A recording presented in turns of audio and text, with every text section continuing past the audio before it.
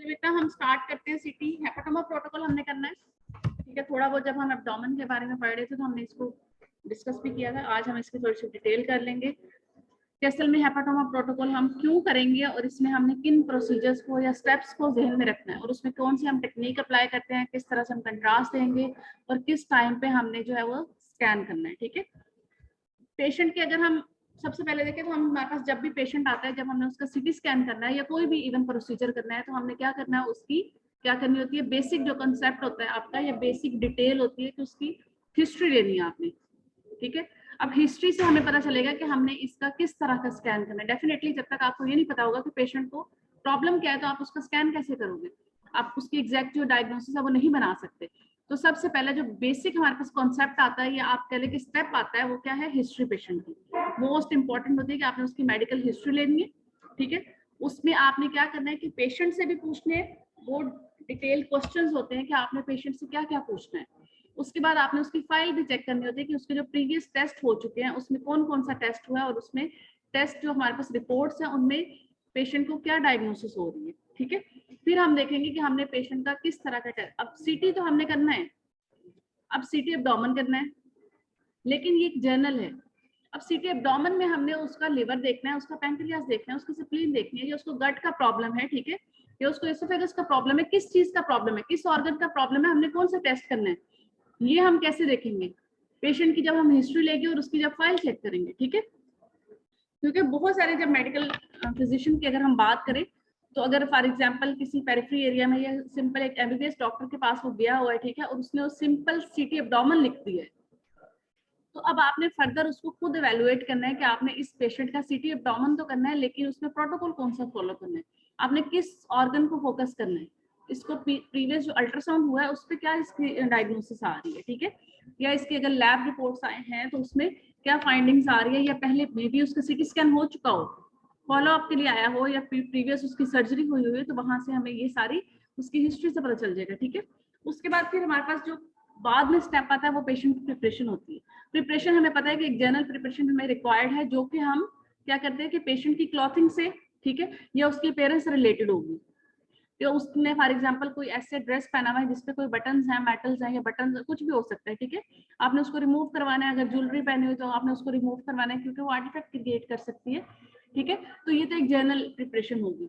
फिर उसके बाद हमने उसकी अगर फॉर एग्जांपल उसको ऑरल प्रिपरेशन करवानी है, ठीक है, या उसको हमने नील पर ऑरल रखना है, तो वो हमारे पास डिफाइंड होगा कि आपने किस ऑर्गन के लिए टेस्ट करना है और हमने उसको किस तरह से प्रिपेयर करना है। तो यहाँ पे हम हेपाटोमा के भी याद डिस्कस करेंगे कि हमने इसमें पेशेंट को किस तरह से गाइड करना है, ठीक है। सबसे पहले हमारे पास कोई भी टेस्ट है तो उसके इंडिकेशन होंगे, उसकी कॉन्ट्रा इंडिकेशन होगी, फिर पेशेंट प्रिपरेशन होगी, उसकी हिस्ट्री होगी, फिर उसके बाद हमारे पास टेक्निक आ जाती है या प्रोसीजर आ जाता है जिसमें हमारे पास पेशेंट की पोजीशन होगी कि हमने उसको किस पोजीशन में लिटा के टेस्ट करना है, फिर उसका प्रोटोकॉल होगा, स्पेसिफाइड प्रोटोकॉल होगा, ठीक है, वो डिपेंड करेगा कि उसकी इंडिकेशन क्या आती है। उसके बाद हमने कंट्रास्ट पेशेंट को देना है, फिर हमारे पास सीटी फाइंडिंग्स आ जाती है कि हमें क्या फाइंडिंग्स मिली है, और at the end after care कि हमने उस टेस्ट के बाद पेशेंट को किन चीजों के बारे में गाइड करना है, ठीक है। सबसे पहले अगर हम बात करें कि हेपाटोमा असल में होता क्या है, हेपाटोमा या फिर हेपेटोसेलुलर कार्सिनोमा जिसको हम HCC कहते हैं, कॉमन, ठीक है, मेलिग्नेंसी है किसकी, लिवर की, ठीक है। अब ये एसोसिएटेड किसके साथ हो सकता है, दूसरी कौन सी ऐसी फर्दर डिजीजेज हैं जिसके साथ ये एसोसिएटेड हो सकता है। फॉर एग्जांपल हम कहते हैं पेशेंट को अगर सिरोसिस है तो बहुत सारे चांसेस कि उसको HCC है, या HCC का अगर पेशेंट है तो पेशेंट को सिरोसिस साथ में हो सकता है, ठीक है। उसके बाद अल्कोहलिक और वायरल, ये दोनों इसकी टियोलॉजीज होती है। टियोलॉजी हमें पता है कि पेशेंट की कि किस चीज की वजह से पेशेंट को ये डिजीज हो सकती है, ठीक है, या तो वायरल हो सकती है या फिर अल्कोहलिक हो सकती है।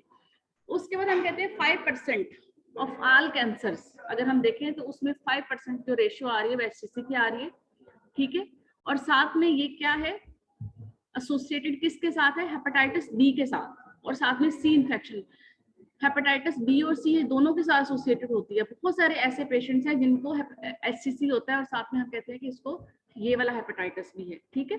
अब ये हमें कैसे पता चलेगा, उसकी जो लैब फाइंडिंग्स है वहां से हम देखेंगे कि पेशेंट को हेपेटाइटिस है, बी है या सी है, कौन सा हेपेटाइटिस है, फिर हम उसको देखेंगे कि हम इसका कौन सा प्रोटोकॉल कर रहे हैं, ठीक है। उस पर हम कहते हैं हेपेटोसेलुलर कार्सिनोमा क्या करते हैं, receive most of its blood supply from the branches of hepatic artery. अब आपने डेफिनेटली अगर हमें उसकी नॉर्मल एनाटॉमी पता होगी तो फिर हम उसकी डिजीज को फाइंड, अब हमें पता है कि वो जो हेपेटोमा है या जो ट्यूमर पड़ा हुआ है जिसको हम कहते हैं कि ये कैंसर है, ये हेपेटोसेलुलर कार्सिनोमा है, उसकी जो सप्लाई आ रही है वो हेपेटिक आर्टरी से आ रही है। फिर ही हम देखेंगे कि ये आर्टीरियल फेज पे हाईलाइट हुआ है या वेनस फेज पे हुआ। अगर वो वेनस पे हुआ तो हमने कह देना कि ये एचसीसी तो हो ही नहीं सकता क्योंकि उसकी सप्लाई जो हेपेटिक आर्टरी, अब अगर हमें यही नहीं पता कि उसकी सप्लाई कहाँ से आ रही है, किस वेसल से आ रही है, तो फिर हम कैसे बताएंगे, ठीक है। उसके बाद हम कहते हैं अब उस पे अगर हम इनहेंसमेंट पैटर्न को देखें तो हम कहते हैं कि जो अर्ली आर्टीरियल इनहेंसमेंट होती है, ठीक है, वो हमें नजर आएगी एचसीसी के केस में, और उसके बाद फिर वॉश आउट हो जाता है।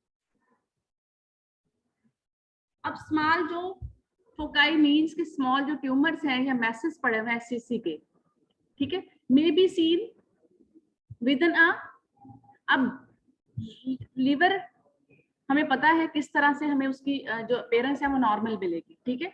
उस मैंने आपको कहा था कि इसकी नॉर्मल एनाटॉमी आपको पता होनी चाहिए कि लिवर की लेफ्ट लोब कौन सी है, राइट कौन सी है, ठीक है। उसके अंदर अब हम कहते हैं कि हमें क्या है कि उसके अंदर अब नॉर्मल फाइंडिंग्स मिलेंगी जो कि ट्यूमर की शेप में हो सकती है, ठीक है। अब वो जो ट्यूमर्स हैं उसको फिर जब हम टेस्ट करेंगे, ये जब हम कंट्रास्ट देते हैं और कंट्रास्ट के बाद हम डिफरेंट जब फेस लेते हैं फिर हमें पता चलेगा कि ये नॉर्मल बिनाइन ट्यूमर है या कोई सिस्ट टाइप पड़ी हुई है, ठीक है, या कोई कम्प्लेक्स ट्यूमर है या कोई मिलिग्नेंसी है। अब मिलिग्नेंसी में फिर आगे कौन सी मिलिग्नेंसी है वो फिर हम यहाँ पे देखेंगे, ठीक है। अब हम ये कहते हैं कि जैसे हम कहते हैं कि नोड्यूल एक पड़ा हुआ है और उसके अंदर भी हमें छोटे छोटे नोड्यूल्स या इनहेंसमेंट मिल सकती है, तो उसको हम कहते हैं नोड्यूल इन नोड्यूल अपीयरेंस, कि एक नोड्यूल बड़ा पड़ा हुआ है और उसके अंदर हमें छोटे छोटे मिल रहे हैं, ऐसा भी हो सकता है, ठीक है। अब हमने एडवांस जो हेलिकल हमारे पास कंप्यूटराइज सीटी थी जिसमें हमारे पास क्या है, एनाटॉमिक कवरेज ज्यादा अच्छी होगी। जब एनाटॉमिक कवरेज अच्छी होगी और इमेज रेजोल्यूशन जो है वो इंक्रीज हो जाएगी तो डेफिनेटली हम उस स्कैन को प्रेफर करेंगे और वहां पे जो हमारे पास डायग्नोसिस होगी वो कंफर्म होगी, ठीक है।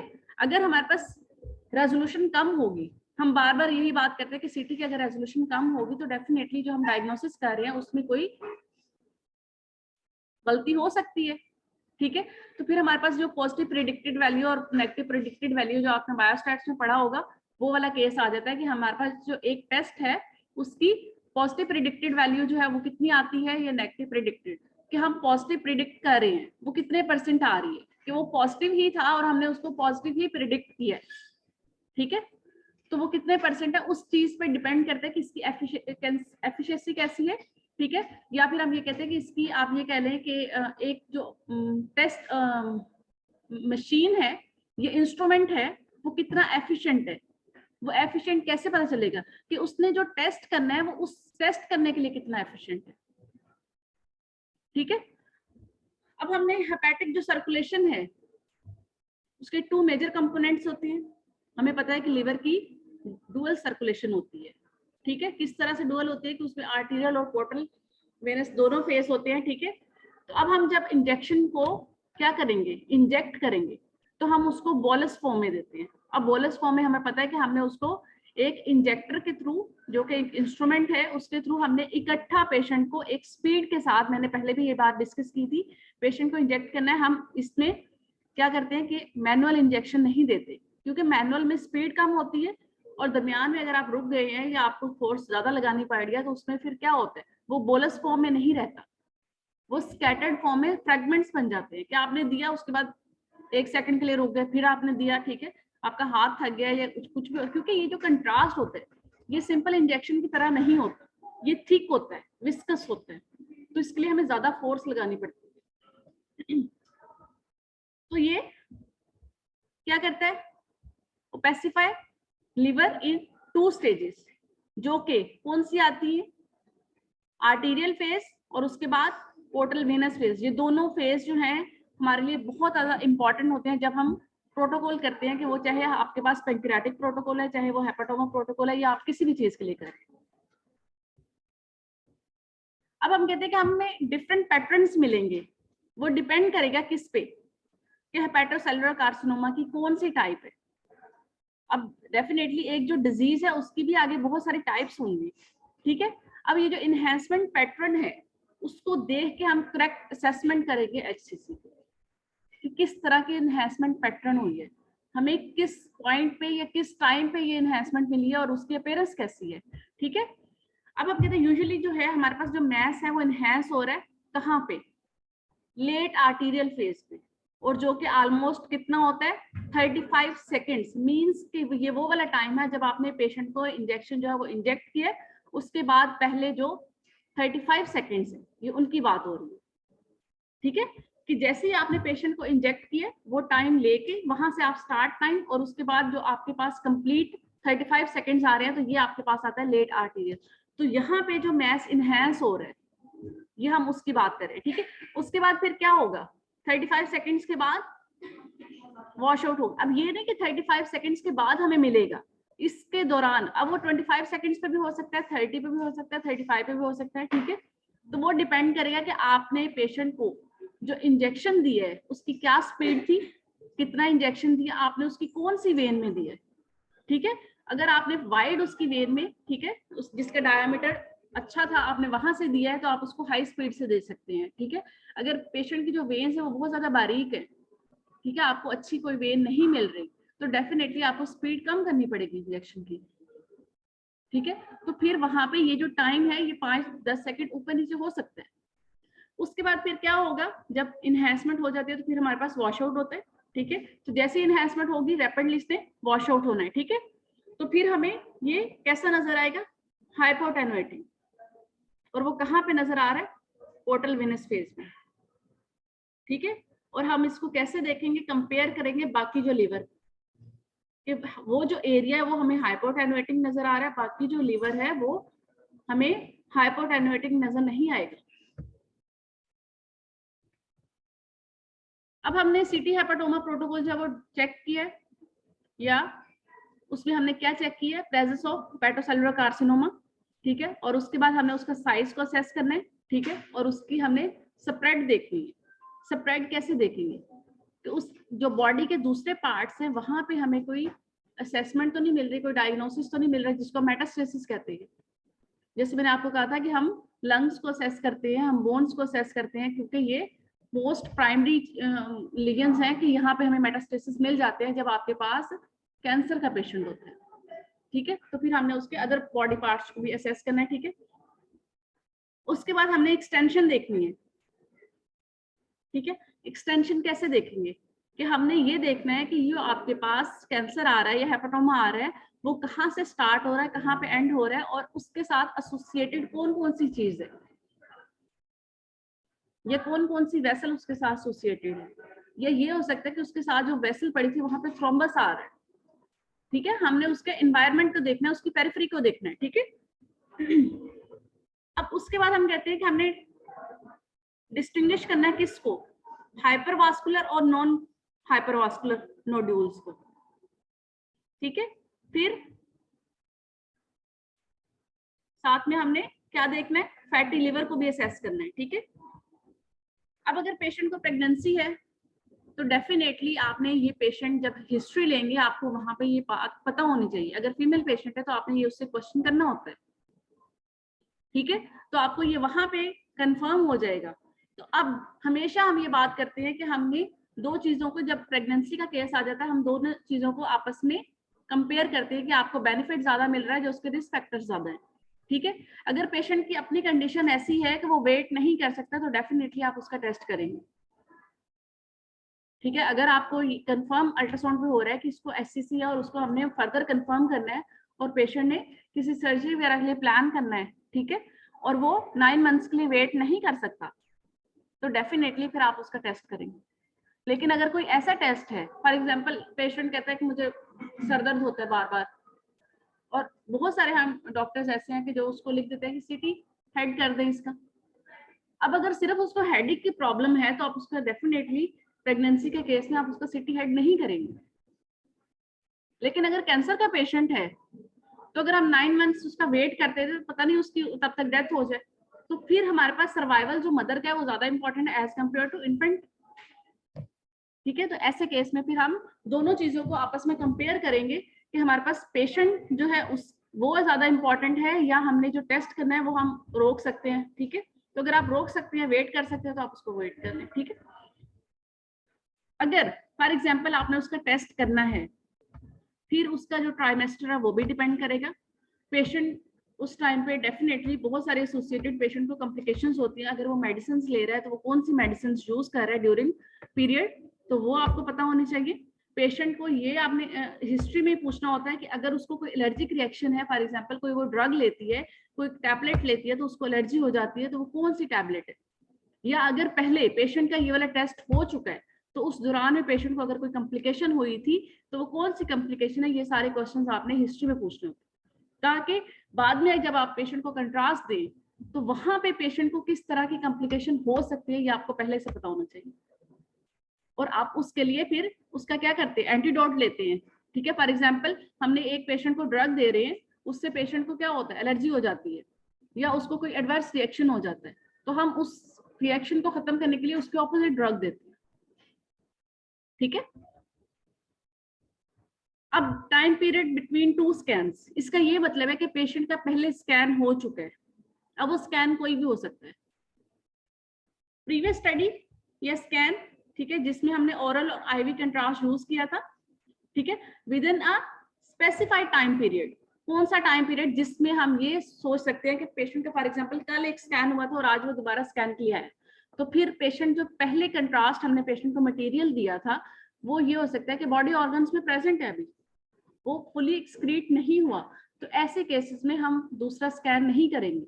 अगर पेशेंट आपके पास आ गया तो फिर हम उसको 2 दिन 4 दिन या 1 वीक वो आप देखेंगे कि पहले पेशेंट का कौन सा, फॉर एग्जाम्पल अगर पेशेंट की पहले बेरियम स्टडीज हुई हुई है, फ्लोरोस्कोपी उसने करवाई है। ठीक है, अब बेरियम स्टडीज में पेशेंट को हम 15 डेज का भी वेट करवाते हैं, क्योंकि अगर उसकी गट में बेरियम पड़ा हुआ है, हाई डेंसिटी कंट्रास्ट मटेरियल है, उसकी वजह से आर्टिफैक्ट्स आएंगे। और अगर गट का ही पेशेंट को प्रॉब्लम है तो जब आप उसको आईवी ऑरल कंट्रास्ट देंगे वो तो लाइनिंग ही नहीं होगी उसकी, जो पहले से कंट्रास्ट है उसने उसको ओवरकम कर दिया।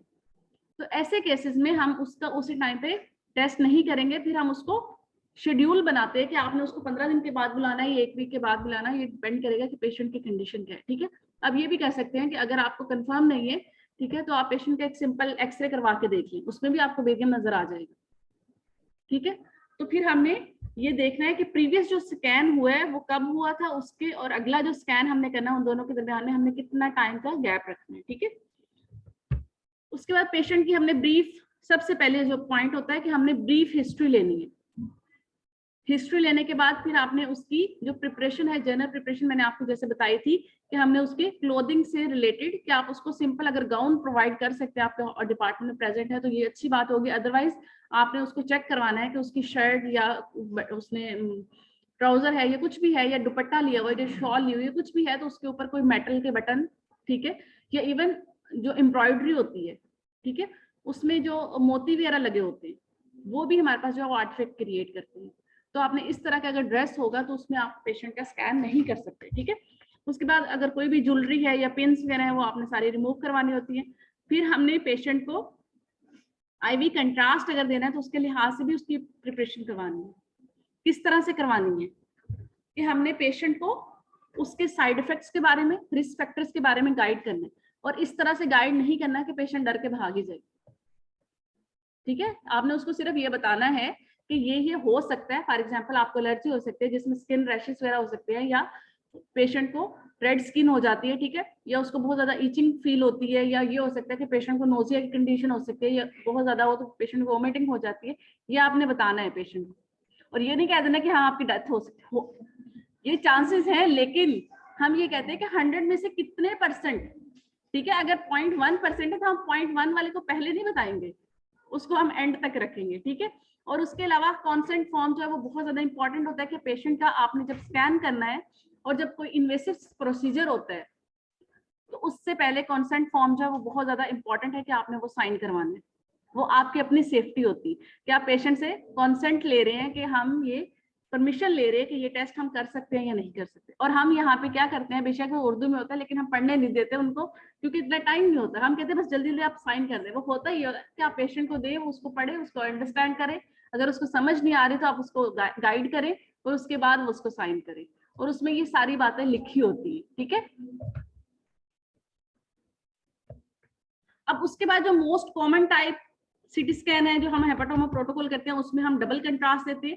ठीक है, जिसमें हमारे पास एक ऑरल आ जाता है और एक आईवी आ जाता है। ऑरल में मैंने आपको पहले भी बताया था कि हम क्या करते हैं, पेशेंट को कंट्रास्ट मीडिया जो पीने के लिए देते हैं, और वो हम क्या करते हैं कि पानी में मिक्स कर देते हैं। फॉर एग्जाम्पल 1.5 लीटर की पानी की बॉटल लें, उसमें आप 20 ml या 15 ml कंट्रास्ट मीडिया जो है वो मिक्स करके पेशेंट को दे दें, और उसके बाद हम उसको पेशेंट को कहते हैं कि आपने क्या करना है कि इतने घंटे पहले से कोई भी सॉलिड फूड नहीं लेना, और अगर आपने पानी पीना है तो आपने यही वाला पानी पीना है।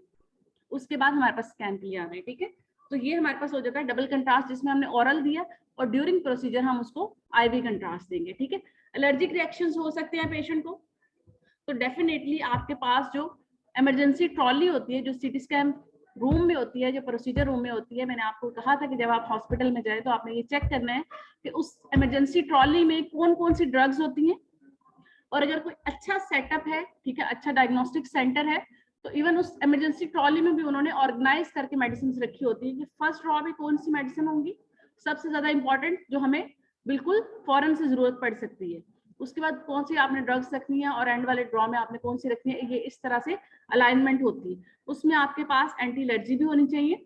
ठीक है, उसके बाद अगर पेशेंट को नोजिया या वोमिटिंग की कंडीशन हो सकती है, उसके लिए भी आपको पेशेंट को आपने इंजेक्शन और टैबलेट्स दोनों फॉर्म में होती है। ठीक है, इसके अलावा हम एंजियोग्राफीज करते हैं या कार्डिक प्रोसीजर्स करते हैं, तो वहां भी हमें कौन सी ड्रग्स की जरूरत पड़ सकती है, वो वाली सारी ड्रग्स भी उसमें प्रेजेंट होती हैं। और आपको ये पता होनी चाहिए कि हमने सीटी स्कैन रूम में कौन कौन सी मेडिसिन किस फॉर्म में रखनी है, कौन सी इंजेक्शन के फॉर्म में होंगी, कौन सी टैबलेट्स के फॉर्म में होंगी, और कौन सी कार्डिक प्रोसीजर है जिनमें हम स्प्रे फॉर्म में कौन सी ड्रग्स यूज करते हैं।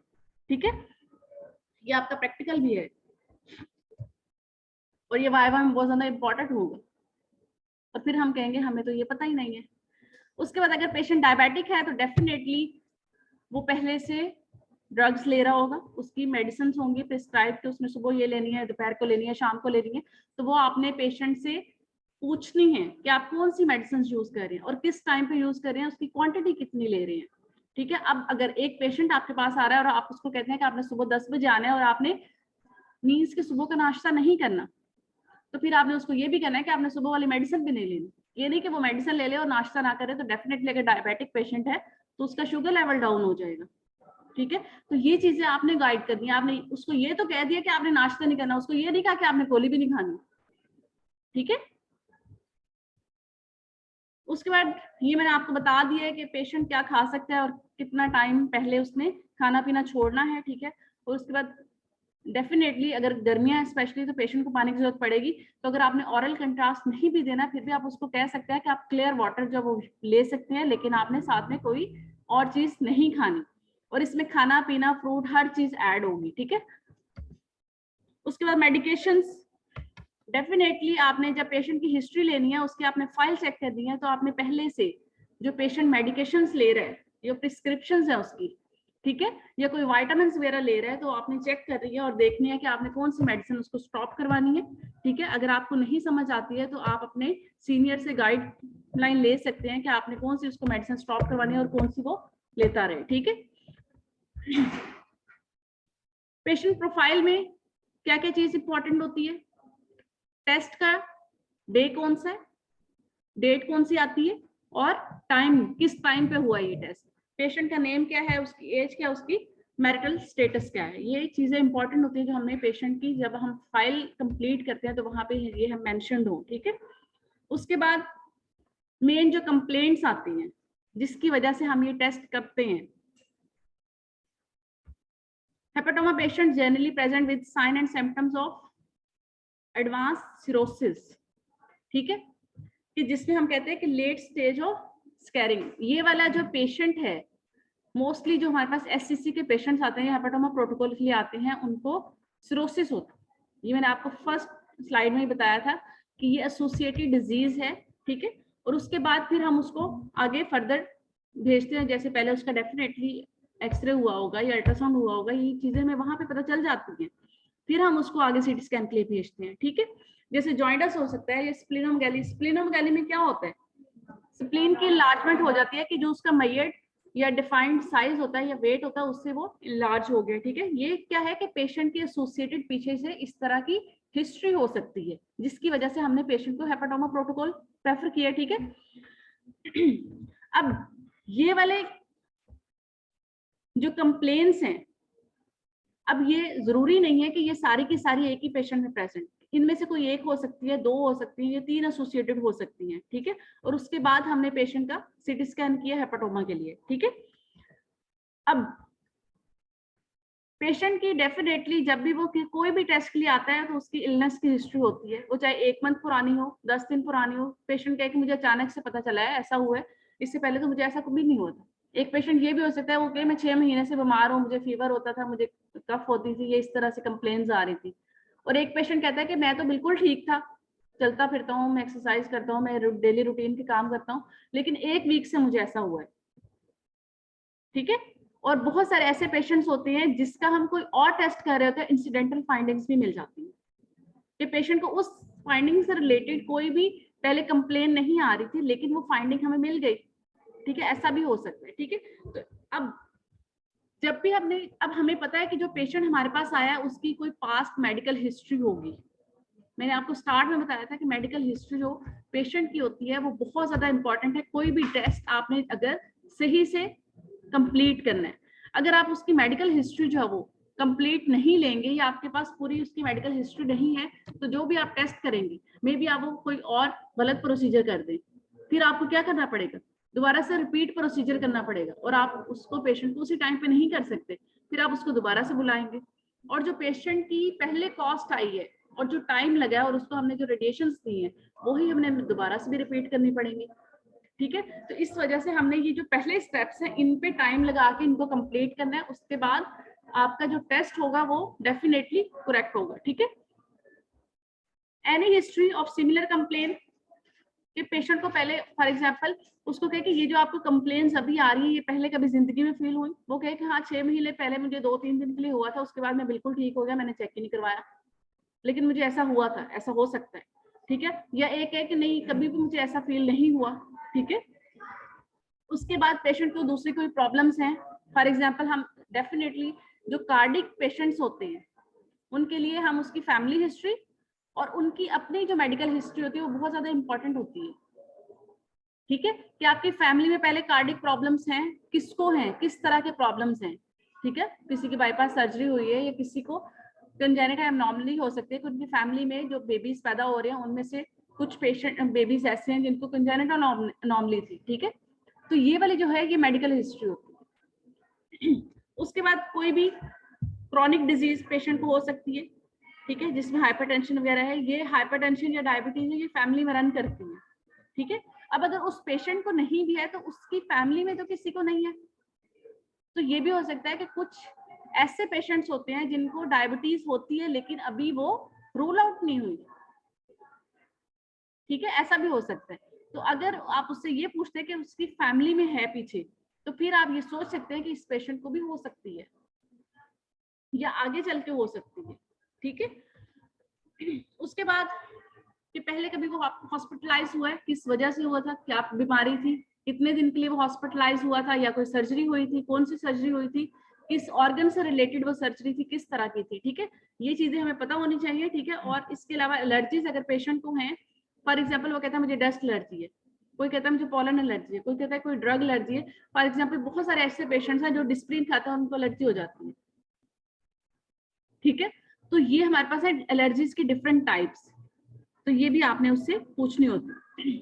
उसके बाद फैमिली हिस्ट्री, एनी इलनेस, यही मैं आपको बात कर रही थी कि जो फैमिली में रन करती है, ठीक है। उसके बाद सिमिलर हिस्ट्री कि पेशेंट की जो हिस्ट्री आ रही है वो पहले किसी और को भी आ रही थी, या वो ये कहे कि मेरे कजन है या भाई है उनको भी यही प्रॉब्लम थी, ठीक है, और वो कितने साल पहले थी, अब वो किस हालत में है, या उसको एससीसी था या कोई ऐसा कैंसर था कि उसकी इतने साल पहले डेथ हो गई, उसको भी यही कंप्लेंट्स आ रही थी। तो इस तरह की आपने हिस्ट्री लेनी होती है, ठीक है। उसके बाद उसका एनवायरनमेंट कैसा है, उसकी जॉब कैसी है, वो किस जगह पे काम कर रहा है, किसी फैक्ट्री में कर रहा है, कौन सी फैक्ट्री है, वर्कर है, ठीक है, उसका प्रोफेशन क्या है, किस लेवल पे, या ऑफिस टाइप की वो जॉब कर रहा है, या कोई मजदूर है, ठीक है, या वो सीमेंट बजरी वाला जो काम है वो कर रहा है, ठीक है, तो वो जो है वो बहुत ज्यादा इंपॉर्टेंट है।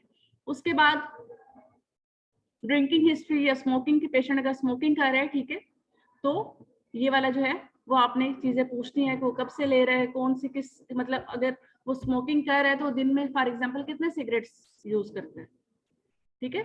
जो बहुत ज्यादा लोग स्मोकिंग करते हैं वो बहुत ज्यादा स्मोकिंग, मतलब वो ये कि घंटे बाद या आधे घंटे, अभी मुझे सही आइडिया नहीं है क्योंकि शुक्र है मेरा कोई इस तरह का इंटरेक्शन नहीं है, तो ये है कि जो ज्यादा कर रहे होंगे वो फ्रिक्वेंटली करेंगे, ठीक है, और कुछ होंगे जो 2-4 घंटे के बाद एक आध पी ली, या दिन में 2-3 पी ली, और कुछ जो हमारे माशाल्लाह से बच्चे हैं वो स्टार्ट में क्या करते हैं, शौक में, ठीक है, और उसके बाद आहिस्ता आहिस्ता वो हैबिट बन जाती है, ठीक है। शौक में भी क्या होता है कि 2-4 लोगों का ग्रुप खड़ा हुआ है, ठीक है, वो कहेगा अच्छा तुमने कभी स्मोकिंग नहीं करके देखी, चलो करके देख लो, 1 दिन 2 दिन ऐसा होगा, और उसके बाद वो हैबिट भी बन सकती है, और ये भी हो सकता है कि वो उसको खत्म कर दे, ठीक है।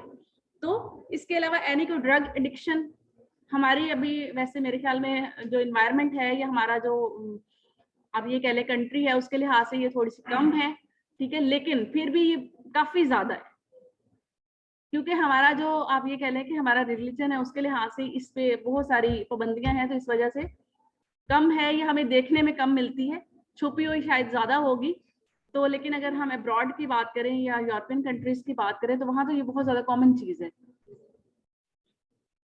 उसके बाद हमने कौन से टेस्ट और प्रोसीजर करने होते हैं, तो डायग्नोस हेपाटोमा, जिसमें ब्लड टेस्ट आ जाते हैं, इमेजिंग टेस्ट आ जाते हैं, ये वो चीजें हैं जो मेडिकल हिस्ट्री में मैंने आपको बार बार कहा है कि पहले आपने पेशेंट की चेक करनी है कि उसके कोई लैब टेस्ट हुए हैं या उसके पहले कोई इमेजिंग टेस्ट हुआ है, जिसमें अल्ट्रासाउंड हो सकता है, जो कि प्रीवियस सीटी हो सकता है, या एमआरआई हो सकता है, या एक्सरे हो सकता है, वो आपने चेक करना है, ठीक है। उसके बाद हमने पेशेंट की कोई बायोप्सी हुई है, बायोप्सी में क्या करते हैं कि हम उसका कोई टिश्यू जो है वो लेके उसकी एनालिसिस करवाते हैं, ठीक है। तो वो अगर पेशेंट का पहले हुआ है तो वो आपने चेक करना है, उसकी रिपोर्ट्स उसकी फाइल में लगी होंगी, ये सारी जो है वो मेडिकल हिस्ट्री में आ जाती है। उसके बाद हमारे पास प्रोसीजर होता है जिसमें हमारे पास स्काउट इमेजेस आ जाते हैं, जो कि हमने सिंपल एक प्लेन इमेज लेना होता है, जिसपे हमने क्या करना है, अपना एफओवी सेट करना होता है, हमने अपनी बाउंड्रीज बनानी है कि ये प्रोसीजर हमने किस लेवल से स्टार्ट करना है और किस लेवल पे जाके एंड करना है, ठीक है। उसके बाद स्लाइस थिकनेस रूटीन में हम 10 mm रखते हैं, लेकिन ये डिपेंड करेगा ट्यूमर साइज पे, जो मैं आपको बार बार बताती हूँ कि हम इसको 3 mm, 5 mm, 7 mm कर सकते हैं अगर ट्यूमर का साइज छोटा है या बड़ा है उसके लिहाज से, ठीक है। उसके बाद हमारे पास KVP 120 ऑलमोस्ट हम रखते हैं, ठीक है। रोटेशन टाइम ऑफ गेंट्री ये 0.75 सेकेंड आ रहा है, ठीक है, कि मीन्स के वो जो गेंट्री का टाइम आ रहा है वो कितना है। उसके बाद हमारे पास एंगल जो है उसको हमने 0 रखना है, डेफिनेटली हमें एंगल देने की जरूरत नहीं है जब हमने एब्डोमेन का स्कैन करना है, ठीक है। स्कैन रेंजेस में हमारे पास आर्टीरियल फेज आते हैं और वेनस फेज आते हैं। अब हम या तो ये कर सकते हैं कि जो हमने एफओबी पहले सेट किया था वही हम आर्टीरियल में भी ले लें, वही हम वेनस में ले लें, वही हम डिले आर्टीरियल में ले लें, जो लेट फेज है, डिलेड फेज है उसमें ले लें। लेकिन बहुत सारे ऐसे करते हैं कि हम पेशेंट के रेडिएशन डोज और स्कैन टाइम को कम करने के लिए आर्टीरियल फेज शॉर्ट कर लेते हैं, तो उसमें हमने सिर्फ लीवर के एरिया लिया, क्योंकि हमने उसमें लीवर ही असेस करना है। बाकी जो वेनस फेज है उसमें आपने पूरा फेज ले लिया, पूरा एफओबी ले लिया, ताकि अगर कोई और फर्दर पैथोलॉजी हमें नजर आ रही तो उसमें आ जाए, ठीक है। कुछ ये आर्टीरियल और वेनस दोनों ले लेते हैं तो दोनों ही बातें ठीक होती है, ठीक है। उसके बाद कंट्रास्ट हमने कितना देना है, 70 से 120 ml की रेंज आती है, डिपेंड करेगा पेशेंट का वेट कितना है, पेशेंट की एज क्या है, उसका साइज कितना, उसका BMW कितना है, ठीक है। उसके बाद हम ये कहते हैं रेट फॉर 3 to 5 ml पर सेकेंड होता है, जो कि एवरेज हमारे पास 4 ml आता है, लेकिन अगर पेशेंट की वेन जो है वो बारीक है तो आप 3 ml कर लेंगे, अगर अच्छी वेन आपको मिल रही है तो उसको आप 5 ml भी कर सकते हैं, ठीक है। उसके बाद हमारे पास फेज इनहेंसमेंट आ रही है, सबसे पहले अर्ली आर्टीरियल फेज आता है जो कि हमारे पास 15 से 20 सेकेंड्स, ठीक है। अभी वही टाइम है जब आपने पेशेंट को इंजेक्शन देना है, और उसके बाद पहले जो 15 सेकेंड्स आ रहे हैं उसको हम कहते हैं अर्ली आर्टीरियल फेज, ठीक है। इट्स मीन कि ये फौरन जब हमने पेशेंट को बोलस इंजेक्शन दिए, ठीक है। अब इस टाइम पे क्या होगा, contrast is still in arteries, ठीक है। तो यहाँ पे हमें इन्हेंसमेंट जो वो नहीं मिलती, लेकिन ये वाला जो फेज आ रहा है लेट आर्टीरियल फेज, इसमें हमें इन्हेंसमेंट मिलना शुरू होगी, जो कि हमारा जो टाइम है वो 35 से 40 सेकेंड्स के अंदर अंदर होगा, ठीक है। और ये कब होते हैं, इस टाइम के 15 से 20 सेकेंड के बाद। तो मींस कि जब हमने इंजेक्शन दिया है पेशेंट के 20 से अगले जो 40 सेकेंड्स है वो वाला जो फेज है वो लेट आर्टीरियल फेज है, ठीक है। तो यहाँ पे हमें इस फेज को हम लेट भी कह सकते हैं और आर्टीरियल भी कह सकते हैं, क्योंकि ये वाला जो फेज है वो हम नहीं लेते, ये सिर्फ हमें पता होना चाहिए, ये हम स्कैन नहीं करेंगे, इस फेज को हम स्कैन करते हैं, इस वजह से हम इसको आर्टीरियल फेज ही कह देते हैं। रूटीन में हम इसको आर्टीरियल फेज कहते हैं, इसी को हम स्कैन करते हैं, ठीक है। और यहाँ पे ही हमें इन्हेंसमेंट मिलेगी, ठीक है। अब वो इन्हेंसमेंट किस टाइप की है वो हमें यहाँ पे असेस हो जाएगी। फिर उसका वॉश आउट किस टाइम पे होगा वो हमें यहाँ पे मिलेगा, कि जहाँ पे हम कहते हैं कि हेपेटिक या फिर लेट पोर्टल फेज, जो कि हमारे पास टाइम आता है 70 से 80 सेकेंड्स, ठीक है। और ये आता है 50 से 60 सेकेंड्स आफ्टर बोलस ट्रैकिंग, जब आपने पहले इंजेक्शन दिया है। अब उसके बाद हम कहते हैं कि अब यहाँ पे क्या होगा, hepatic phase is the most accurate term for this phase, कि हम मोस्टली इसको हेपेटिक फेज ही कहते हैं। और अब इसमें हमें क्या नजर आएगा, इन this phase the liver parenchyma enhance, क्यों, क्योंकि उसको ब्लड सप्लाई मिल रही है, कहाँ से, पोर्टल वेन से।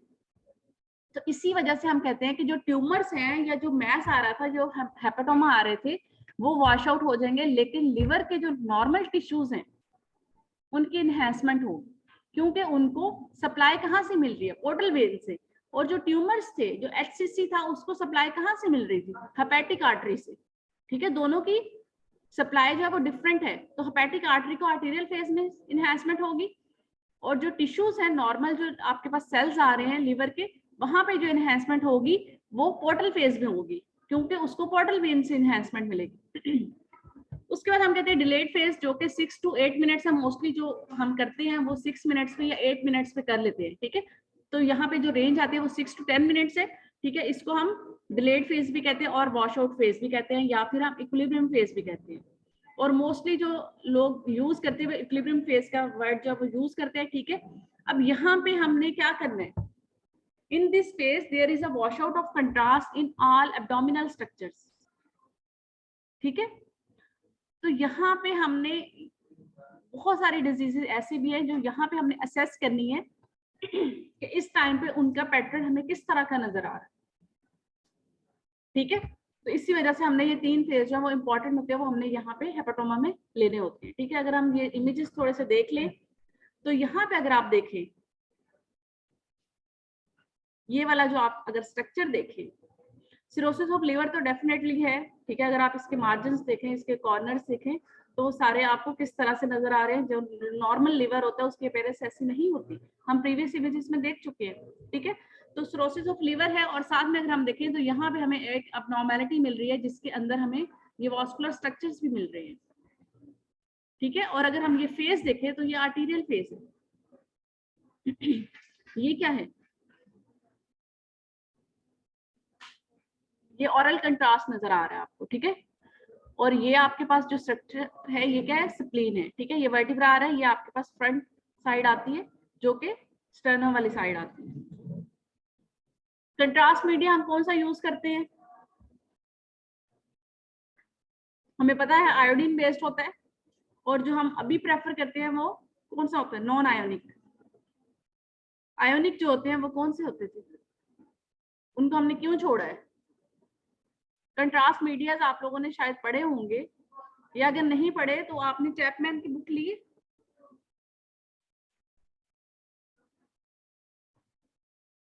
अच्छा चले, इसमें जो हम कंट्रास्ट मीडिया यूज करते हैं वो आयोडीन बेस्ड होते हैं, ठीक है। अब ये जो बेरियम सल्फाइड वगैरह है कंपाउंड्स हैं, ये जैसे मैंने आपको कहा था बेरियम स्टडीज जो फ्लोरोस्कोपी में हम यूज करते हैं, ठीक है, ये वहां पे हम यूज करते हैं। गैडोलिनियम बेस्ड होते हैं वो MRI के लिए यूज करते हैं, और यहाँ पे हम जो CT के लिए यूज करते हैं, एक्सरे के लिए जो हम कंट्रास्ट यूज करते हैं वो आयोनिक बेस्ड होता है, आयोनाइज्ड जिसको हम कहते हैं, ठीक है। आयोडीन उसमें साल्ट होते हैं। तो ये नॉन आयोनिक और आयोनिक 2 टाइप्स के होते हैं। अब ये दोनों टाइप्स में से हमने कौन सा यूज करना है वो डिपेंड करेगा कि हमें जो प्रोसीजर है, ठीक है, उसमें एडवर्स जो इफेक्ट्स आ रहे हैं वो किस कंट्रास्ट में ज्यादा आते हैं। डेफिनेटली जब हमने पेशेंट को 70 to 80 ml कंट्रास्ट देना है, तो जब हम उसका आयोनिक या नॉन आयोनिक में से आयोनिक यूज करेंगे तो उसके एडवर्स इफेक्ट्स ज्यादा होते हैं। बेशक वो कॉस्टली होता है, लेकिन अब रूटीन में हम यही वाला यूज करते हैं ताकि पेशेंट को जो एडवर्स इफेक्ट्स हैं या उसके रिस्क फैक्टर्स हैं वो कम से कम हो। ठीक है, इस तरह से आयोडीन बेस्ड कंट्रास्ट मटेरियल्स हैं जो कि इनहेंसमेंट के लिए यूज करते हैं हम एक्सरे या सिटी इमेजेस के लिए। ठीक है, मोस्टली अब फ्लोरो के लिए भी हम यही वाला यूज कर लेते हैं। ये थोड़ी सी कंट्रास्ट की डिटेल दी हुई है, इसको आप एक दफा पढ़ लेना ताकि थोड़ा सा आपको आइडिया हो जाए कि ये किस तरह से होते हैं। वैसे ये आपका जो सब्जेक्ट है मेरे ख्याल में एसआरटी और फ्लोरोस्कोपी, उसमें ये आप लोगों ने पढ़ना भी है, ये पढ़ लिया होगा। अब यहाँ पे अगर हम ये इमेज देखें तो ये भी हमारे पास क्या है, हेपाटोमा प्रोटोकॉल। अब यहाँ पे हम देखें तो ये हमें नजर आ रहा है। अब ये नॉर्मल टिश्यूज है लीवर के, और ये आपके पास एबनॉर्मेलिटी आ रही है जिसको हम क्लियरली देख सकते हैं। अब आपने ये देखना है, अब आपके पास यहाँ पे जब एक इमेज होता है तो उसको डेफिनेटली असेस करना थोड़ा सा मुश्किल है, लेकिन जब आपके पास तीनों फेज होंगे और उसकी आगे पीछे वाली सारी इमेजेस होती हैं तो उसको आप इजीली असेस कर सकते हैं कि पेशेंट की किस फेज पे किस तरह की अपीयरेंस आ रही है।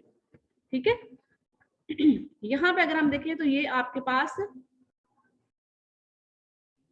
आर्टीरियल फेज पे इनहेंसमेंट आ रही है, लेकिन जब हमने उसको वेनस फेज पे देखा, जब आप यहाँ पे देखें तो ये पोर्टल वेन में कंट्रास्ट है।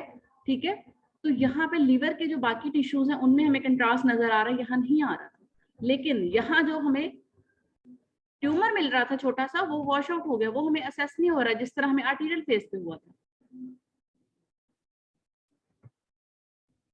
ये कौन सा फेज था,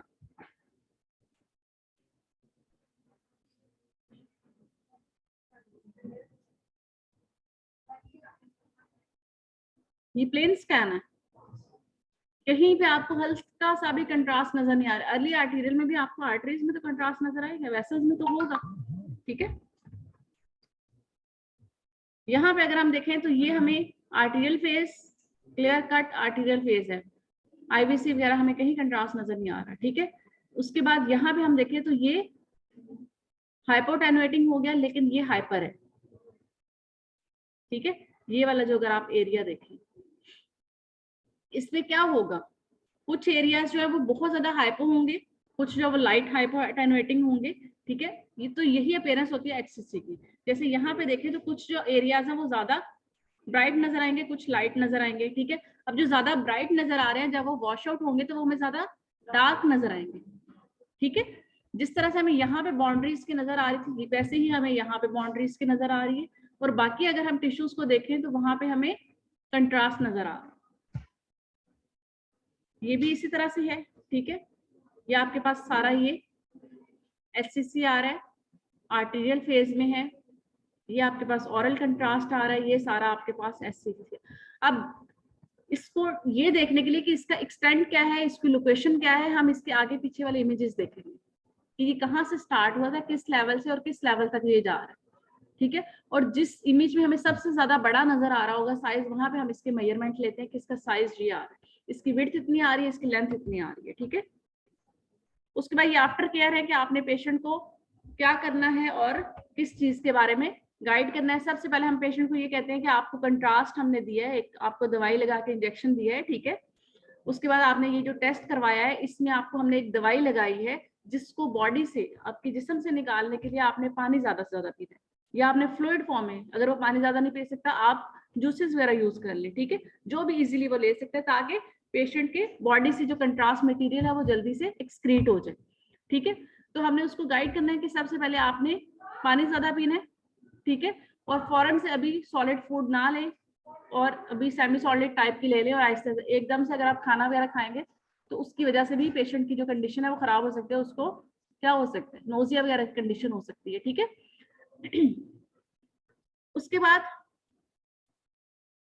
कि अगर पेशेंट ने घर जाना है तो डेफिनेटली आप जब भी पेशेंट अगर इस कंडीशन में आया है तो आप उसके साथ कोई ना कोई होता है, लेकिन अगर नहीं है तो फिर आप उसको 1 घंटे के लिए 2 घंटे के लिए अपने डिपार्टमेंट में ही रोक लें अगर उसने अकेले वापस जाना, ताकि अगर पेशेंट को आफ्टर स्कैन कोई कॉम्प्लिकेशन होती है तो वो आपके सामने ही हो।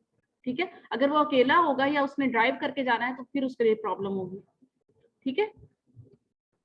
उसके बाद आपने उसको गाइड करना है कि अगर आपको इसके बाद टेस्ट के बाद भी 2 घंटे 4 घंटे बाद कोई एडवर्स रिएक्शंस होते हैं, ठीक है, delayed reaction to the contrast medium, तो उसके बारे में आपने गाइड करना है कि अगर आपको पेशेंट को फॉर एग्जांपल थोड़ी सी स्किन एलर्जी हुई है या रैश वगैरह बनना शुरू हुआ है तो आप ये वाली गोली खा लें तो आप ठीक हो जाएंगे, ठीक है। लेकिन अगर उसकी सीवियर कंडीशन है, ठीक है, और उसको ज्यादा सिम्टम्स आ रहे हैं तो फिर आपने उसको क्या करना है कि आपने अपने जो फिजिशियन है, अगर आपको वो नियर पड़ता है तो आप उसको विजिट कर ले, या आपके पास अगर आप यहाँ से चलेंगे और आप यहाँ से दूर चले जाएंगे, आपका घर दूर है, तो आपके पास जो हॉस्पिटल होगा आप उसको विजिट कर ले और उनको बता दें कि आपकी ये कंडीशन, आपने ये टेस्ट करवाया था, उसके बाद आपको ये फील हो रहा है, ठीक है। तो फिर ये भी हो सकता है कि पेशेंट को इमरजेंसी में एडमिट करना पड़े, इस तरह के रिएक्शंस भी हो सकते हैं, लेकिन वो चांसेस कम होते हैं, लेकिन आपने पेशेंट को पहले से गाइड करना है, ठीक है। ये वेल हाइड्रेटेड वाला मैंने आपको बता दिया। अच्छा, उसके बाद वो पेशेंट जो मेटफॉर्मिन वगैरह ले रहे थे, जो हमने पहले से स्टॉप करवाई थी, डेफिनेटली हमने उसको कहा था कि अगर आपने कुछ खाना नहीं है तो आपने अपनी गोली भी नहीं खानी, ठीक है। तो if you take metformin for diabetes, please do not take it for 48 hours after the scan. ये चीजें आपने पेशेंट को गाइड करनी है, ठीक है। और आप पेशेंट को ये भी कह सकते हैं कि अगर वो कहता है कि मैं इतना घंटे जो है वो नहीं, मतलब मैं गोली के बगैर नहीं रह सकता, मैंने लेनी है वरना मेरा शुगर लेवल जो है वो बहुत ज्यादा अप डाउन होता है, ठीक है, वो मेंटेन नहीं रहता, तो फिर आप उसको ये कह सकते हैं कि अपना जो डायबिटिक जो कंसल्टेंट है उससे आप गाइडलाइन लें, उससे आप पूछें कि आपने ये टेस्ट करवाना है तो मैंने कौन सी गोली किस टाइप पे स्टॉप कर सकता हूँ या उसकी कितनी डोज ले सकता हूँ, ठीक है। तो फिर आपने ये पहले से उसका शेड्यूल बनवा लेना है, उसके बाद आपने टेस्ट करना है।